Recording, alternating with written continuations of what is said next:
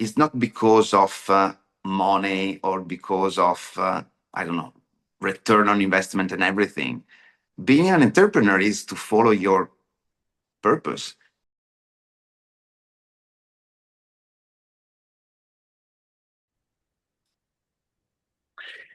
Enrico, thank you so much for being here.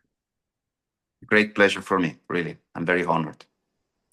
Enrico, you kicked off your career in Italy, and then a few years go by, and you end up in the Arab world, in the UAE.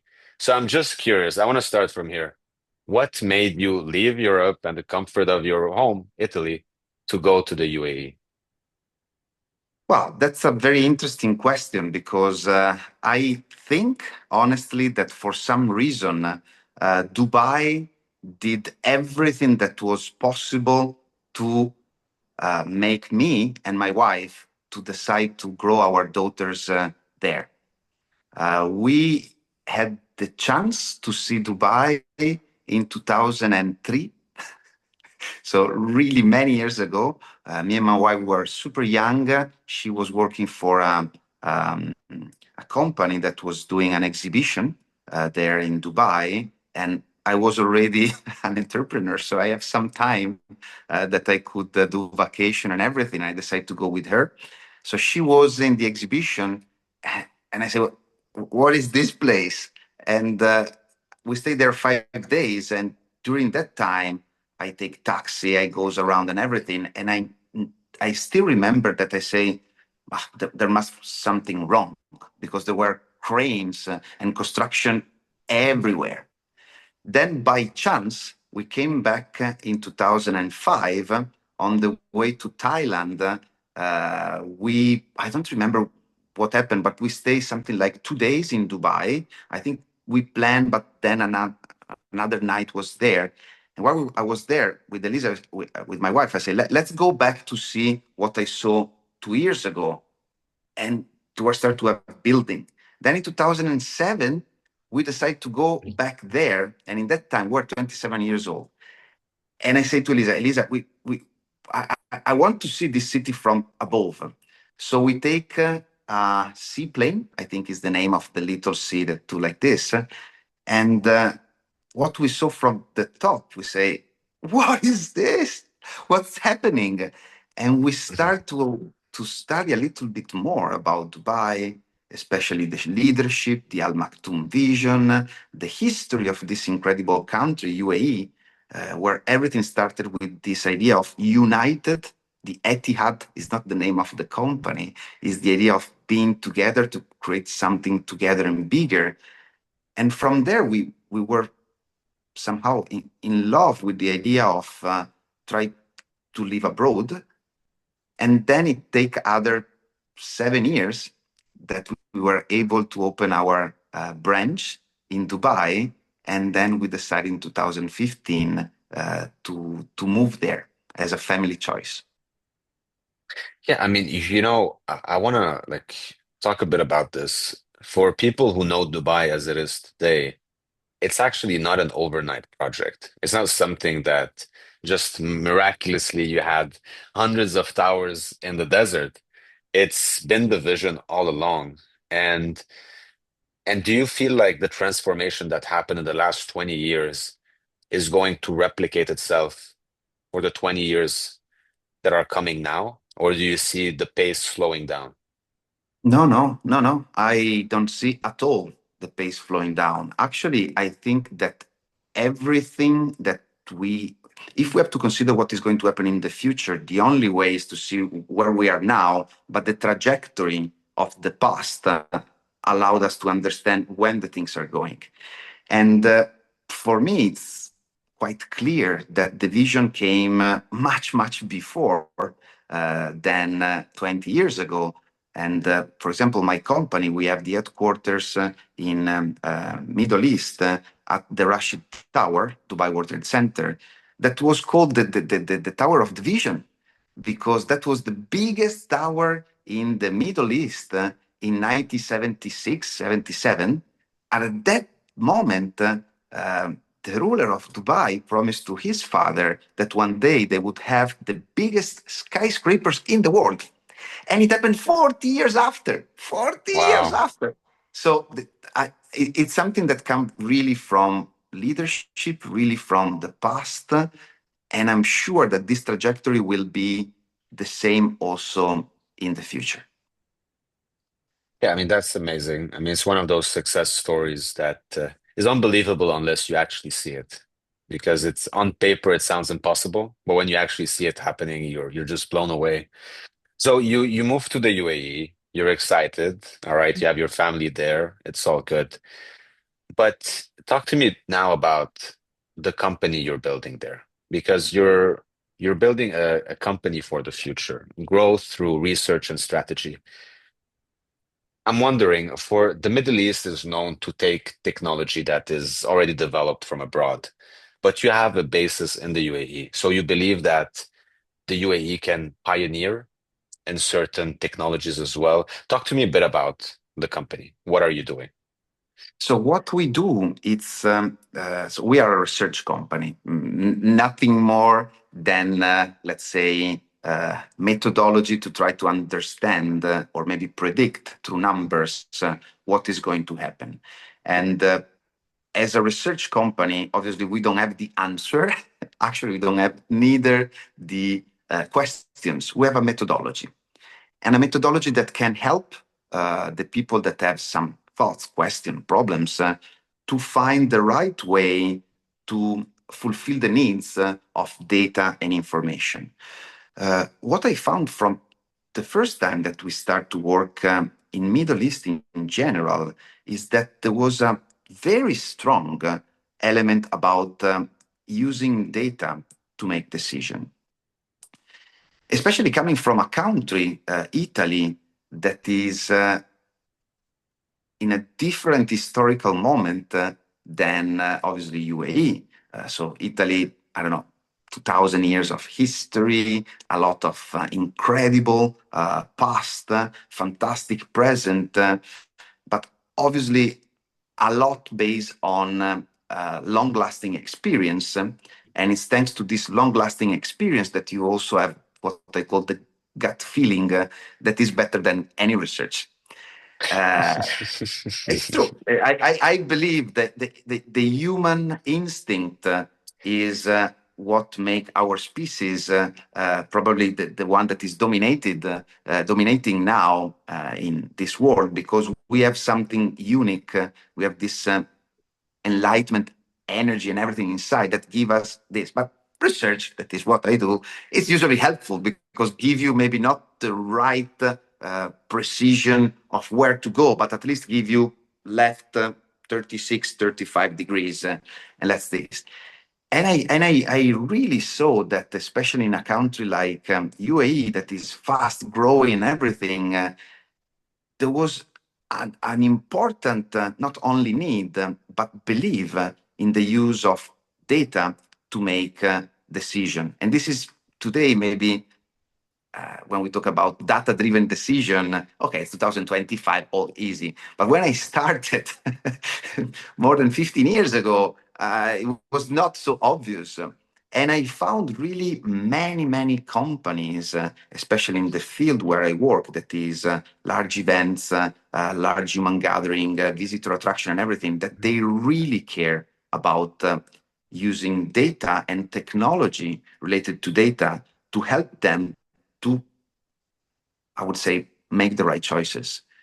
And I think going back to what we were talking before, that is also because of this approach, Dubai have been able to do this trajectory because of the vision, but also the ability to deliver, the ability to improve, the ability to optimize what they were delivering. And this is a sort of continuous learning based on data. And this is where I honestly say that for me was fantastic because I found a place where really the people not only understand about data, but they have leaders that try to have more and more knowledge and insights through data.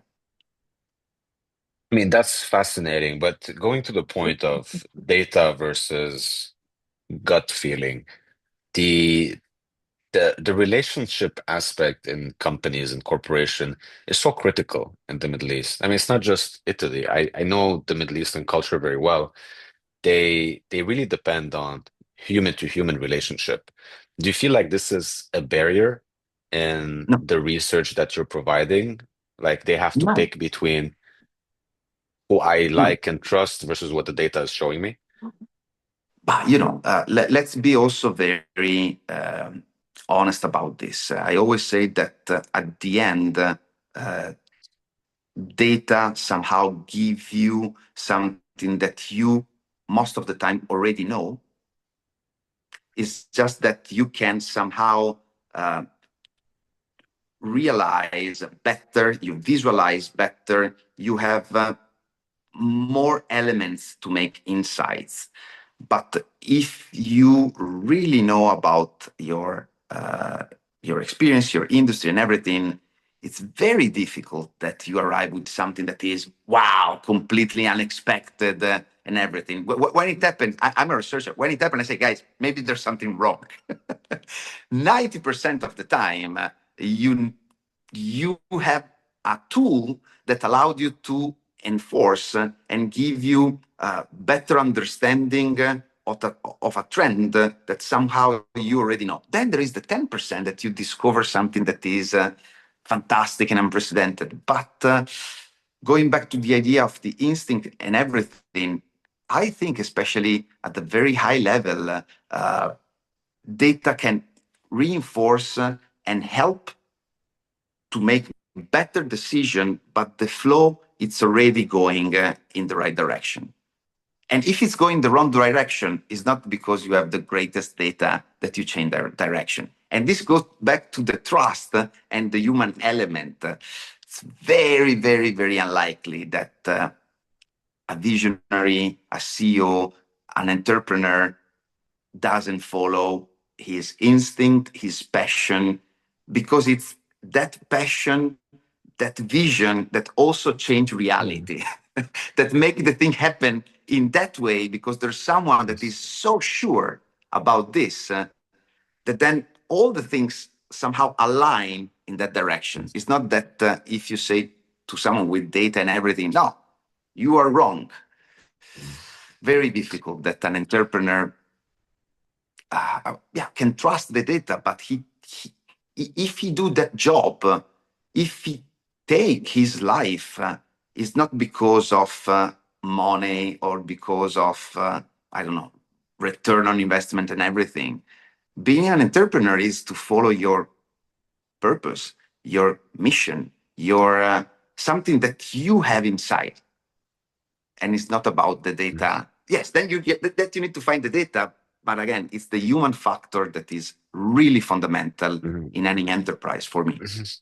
Yeah, I mean, Enrico, I agree with you 100% at the macro level. I just feel like at the micro level, like with these small decisions within the company, they should not be reliant on people. And that's for the continuity of the company. It's not just to discover which direction, but sometimes this gut feeling that you built over 20, 30 years of your experience, when you leave, this new employee that's replacing you can't absorb 30 years of experience. It has to No, be no, no, and that documented.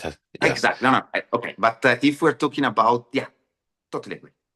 But macro and micro, I agree. if we're talking about entrepreneurship, how company start, why Mm, the people quit their job is because that there's something that they have inside. And even if everybody say, no, Enrico, this doesn't work, he will make it work. yeah. Yeah, I mean, you have to have this extreme drive and passion to go ahead because the fact that you're an entrepreneur is you're doing something that hasn't been done or something that's the unusual path is entrepreneurship path. I like to call it this way. But I want to talk a bit about the research that you're doing. The research, by definition, means going through a lot of data. Sure. And I'm wondering, is that data always available to you? No. Because That was No, a no. very quick And, no. So no, no, no. It's a nightmare, yeah, especially especially when you are in B2B, especially when you enter in specific niche. There's no data. We still think that the world is a place with hundreds, thousands, millions of touch points, but depends on what. yeah, It yeah. depends on what. If you have an e-commerce, I say, yeah, there's a lot of data. Okay, it's good. But if you have to do something that nobody have done, you don't even know where to find those data. And the most of the time, we have to consider that, especially when you do research, is not on, okay, the concept of data, it's also a little bit part of the past. Today, there is more talking about insights because data, there's a lot, maybe there's too much. Actually, there's too much. We are overflowed of many different data, many different sources that you need to qualify those data. So today, the world of the research, it's really moving much more on the qualitative elements of insights compared to the tons of useless data. And it's Yeah. tricky, It's tricky. But it's better sometimes to have small, super reliable data than incredible, huge, big data, but completely useless. Yeah, I'm glad you're saying this because nowadays it became the norm to say there's so many data, there's so much data, we need more storage, we want more this, but that's a different topic. The problem is that data in most cases is data you're not looking for. It's not the data you want or need, especially in the corporate world. Um, If I may say, yeah.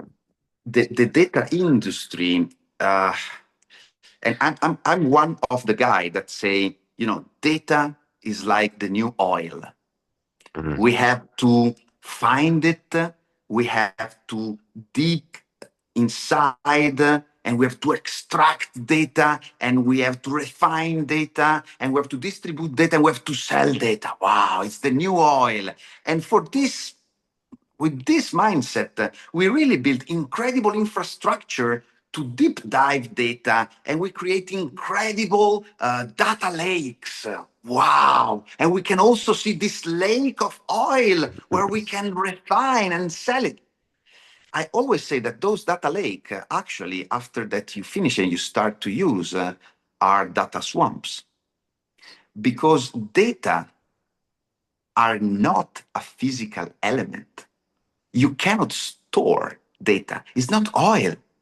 Data do not exist. Oil, it's a product, it's something. You can build something with oil, plastic, gasoline, whatever. Half of the world is based on those things. On data, there's nothing. So I always say, guys, pay attention, because these similarities that is somehow interesting if you have to sell data lakes, if you have to sell, I don't know, whatever you want that have infrastructure is good because you sell it. But in reality, data is do not exist. I never saw a data in my life. I never saw a lake of data. Do not exist. So this is where I always say, and this is why I'm fascinated about research, that I perceive data much more as wind, not oil. Wind that appears and disappears. And wind, you can use it only when it's coming. So instead of thinking about data lakes in the idea of visualize things, I think that the data industry, the data strategy have to think much more like the wind turbines that move when there is wind. It means that you can use data when you have data, right there in that moment. Mhm. Having tons, millions of data stored in a place is useless. And many companies, when also they approach us or many other data strategy company, they say, we want to take all the data possible from all the touch point, and then we decide what to do. No, guys, it's exactly the opposite. You have to understand what you need, what's the problem, what you want, and then understand with the methodology which data you really need. And most of the time, exactly those data are not available. You have all the others, but those data that you need to solve that problem is not available. And so it's there that you have to think, that you have to refine, that you have to do methodology to create or co-create with the people that should be part of the research activities, those insights, those data. Yeah, I mean this. I'm generalizing, but I'm talking not about startups that do e-commerce or let's say matchmaking. That's a lot of data there. But in the Yeah, real world, no. no, I get what you mean, and I think that's very important to touch on because if you don't have a specific target, a specific question that you want to answer, that's the basis of any project or any research. You need to know where you're heading because if you don't have that target, then you're just going in circles. You don't know what's the point. You don't even know if you've achieved what you wanted to achieve. If you don't know what's the KPI for success or failure, if you don't know what's the output you're going for. So I completely understand what you're saying. And I like the analogy of, even the analogy of the oil. That's the first time I think about it that way, because I used to think oil because oil is money. But it's true in the sense that the data is it's not just the data is money, is that the data needs to be refined and cleaned, and you need to do a lot of things with it. But also when you talked about it being like the wind, it also makes sense to me, maybe in a different way, that in that particular project, the data that I'm getting from this period of time is relevant. But data that's coming later might not be relevant for that other project. So I'm getting what you're saying. It's fascinating. I mean, especially someone who's been exposed to these different corporate problems. So I completely understand what you're saying. And Enrico, I want to end with this. With all the research that you've done, and after so many years, I'm wondering, do you feel like the culture around research has embraced the work that you're doing? Or do you feel like you still have to do a lot of educating to the market for them to understand that you need to spend time before jumping into the work, you need to spend time understanding and researching, and then you take action. Don't just take random actions left and right.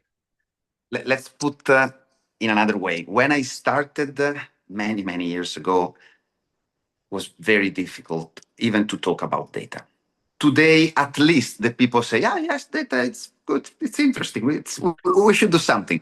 Talking about research in the past, the people say, wow, research, so what do you do with the chemistry? And no, no, no, we do economical research, economical stuff. And people say, why?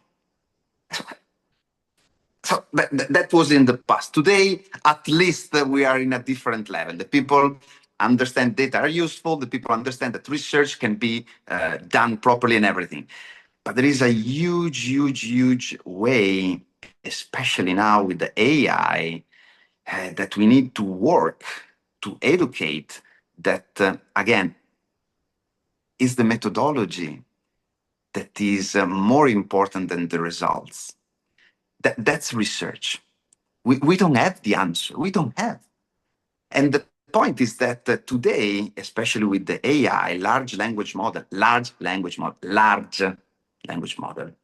we try to find a specific, small, unique solution. It's a contradiction. So again, what's the role of research today in the race of AI and everything? Is try to educate the people to use those incredible tools but for what they can do. The big problem that I see, or the opportunity, is that we are moving faster on what we call synthetic data. So we are building a lot of this, even without knowing, but we are building a lot of this interaction because the AI It's based on data. We are creating huge, every moment, synthetic data. And then we think that that incredible tool can solve a specific problem. No, going back, I think there's still the instinct, the passion, the experience, the unknown, that all these elements technically at today, what we understand about AI is not still part of the skills of AI. At least the instinct, the passion, the love are aside of this. So yes, there is a big, especially in this moment, very important activity of sharing. I would never use the word education because I don't feel I can be someone that educate, but I can share what I see, and it's a great moment for research companies, for data company, but we are also in this quite pivotal moment on understanding that the incredible tools that are arriving have to be used in the proper way. You're right. You're right. Enrico, that was a super fun conversation. I learned so much. It was really interesting talking to you. And congratulations again on the TED Talk. I think it's so important to mention. Um, Enrico, thanks for doing this. I really appreciate it. Thank you very much. My pleasure. Thank you.